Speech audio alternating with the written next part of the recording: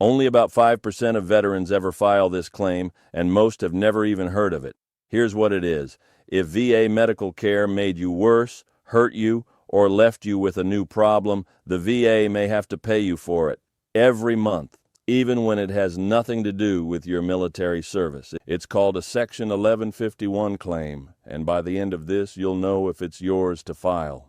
Let me explain what it actually is, because it sounds too good to be true, and it isn't. Normally, VA disability pay is for injuries connected to your service. This is different. This is for when the VA itself is the one that harmed you. You went in for care at a VA hospital or clinic, and something went wrong, and you came out worse than you went in.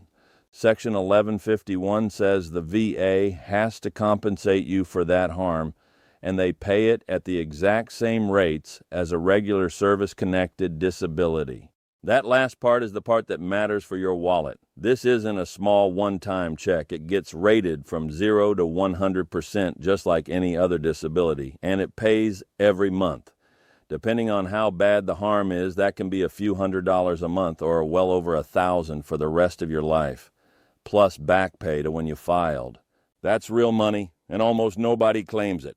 So here's who actually qualifies, because this is where you need to be honest with yourself. You need 3 things to be true. First, you have to have an additional disability. That means VA care left you with a new injury or made a condition you already had noticeably worse. Not the same, worse. Second, that harm has to have come from VA care. Their treatment, a surgery they did, a medication they gave you, an exam, or even a delay in getting you care that let something get worse. And third, this is the key one, that harm has to be either the VA's fault or something that wasn't a normal expected risk of the treatment.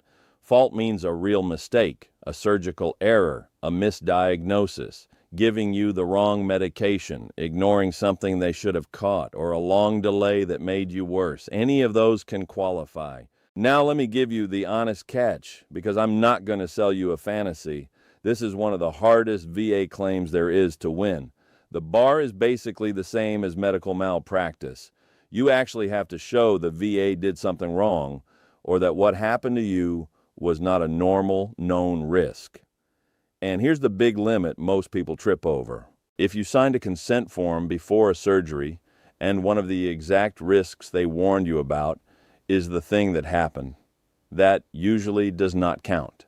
It has to be a genuine mistake or an unexpected harm, not a risk you were told about and agreed to. So this isn't a claim you file every time you had a bad day at the VA. It's for when something actually went wrong. Here's a simple way to see where the line is. Picture 2 veterans who both have surgery at a VA hospital and both come out with nerve damage in the same leg. The first one was warned beforehand that nerve damage was a known risk of that surgery, signed the consent form, and it happened anyway. That one probably does not qualify because it was a risk he was told about and agreed to. The second one got the nerve damage because the surgeon operated on the wrong spot. That's a mistake. That one can qualify. Same exact injury, completely different claim, and the only thing that changed is whether the VA did something wrong. But if that describes you, if you walked into a VA facility and their care truly left you worse, this is one of the most overlooked benefits there is, and you owe it to yourself to look at it. So how do you file it? You use the same VA disability claim form everyone uses, and I'll put the exact one in the description.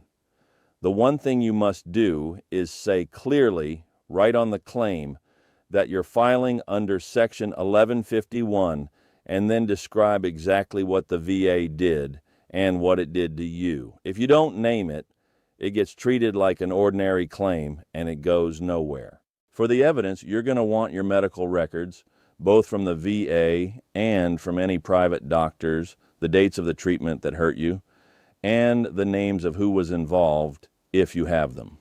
And the single most powerful thing you can bring is a doctor's written opinion saying that the VA's care is what caused your harm. That's the piece that wins these. There's no deadline to file, so you can do this at any age, years after it happened. But the sooner you file, the further back your pay can reach, so there's no reason to sit on it. And because this one is hard and it's evidence heavy, this is not the claim to try completely alone.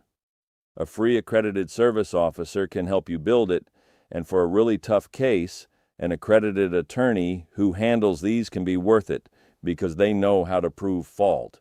That help is out there, and for a service officer, it's free. Let me be straight with you as we finish. Not every bad experience at the VA is going to qualify. And this claim is genuinely tough to win, so I don't want you walking away thinking it's automatic, because it isn't. But if VA care truly left you worse than before, this is a real legal way to be paid for it month after month, and hardly anyone even knows it exists. That's exactly why only about 5% of veterans ever file it. Don't let being in the dark be the reason you're not one of them. Quick word before I go. I'm not a lawyer and I don't work for the VA. This is general information to point you in the right direction, not advice on your specific case, and these rules have real exceptions. For your own situation, sit down with an accredited service officer or attorney who can look at what actually happened to you. If the VA is the reason you're worse off today, go find out if this claim is yours.